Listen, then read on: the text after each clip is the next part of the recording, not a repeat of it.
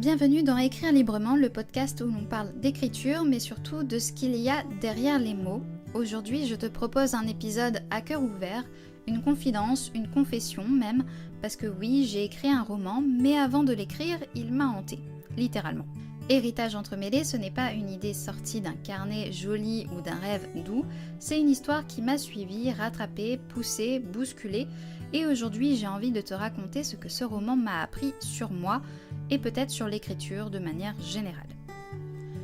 Tu sais ce moment où tu regardes un film, où tu lis une phrase et tu sens qu'un truc se passe à l'intérieur ? Pas une idée d'histoire, non, une sorte de pression sourde, un appel, un « tu dois aller là ». C'est comme ça que Héritage entremêlé a commencé, avec une sensation d'héritage flou, des rêves bizarres, des noms allemands qui revenaient, une résistance folle à apprendre l'allemand, spoiler, j'ai toujours du mal, et ce malaise, cette sensation d'inachevé, elle ne me quittait pas.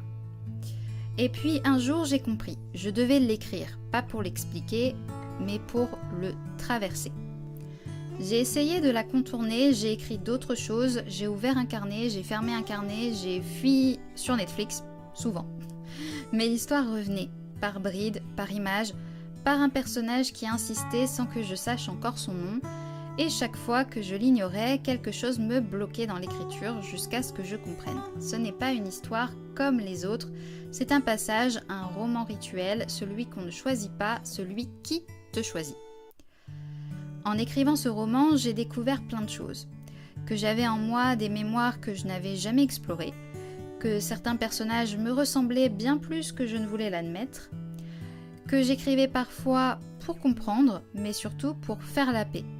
J'ai découvert que l'histoire avec un grand H pouvait rencontrer l'intime, que le silence pouvait être un personnage, que les fantômes n'avaient pas besoin de draps pour exister, et surtout que je n'étais pas seule, que ce que je portais, d'autres le portaient aussi, et que ce roman peut-être pouvait résonner chez eux. Ce roman m'a appris qu'on n'a pas besoin d'avoir toutes les réponses pour écrire. On peut avancer avec des fragments, du flou, du mystère. Les histoires qui résistent sont souvent les plus importantes. Il m'a appris la patience, la confiance, et disons-le franchement, il m'a appris la sueur, les doutes et les crises de « je vais tout effacer ». Mais au bout du chemin, il y avait quelque chose de vrai. Un livre, une traversée et une sorte de paix. Si tu as une histoire qui te hante, une idée qui ne te lâche pas, qui revient sans cesse, une scène qui revient encore et encore, peut-être que ce n'est pas un hasard. Peut-être que c'est ton roman passerelle, celui qui vient pour te transformer. Et si tu as envie de découvrir Héritage entremêlé, de voir ce que cette obsession a donné, tu peux le lire dès maintenant sur toutes les plateformes. Tous les liens sont en barre de description. Merci de m'avoir écouté aujourd'hui, d'avoir partagé ce moment et d'être là au bout de l'histoire, ou peut-être juste au début. À très vite et continue d'écrire même ce qui te dépasse, parce que parfois ce sont ces histoires-là qui guérissent.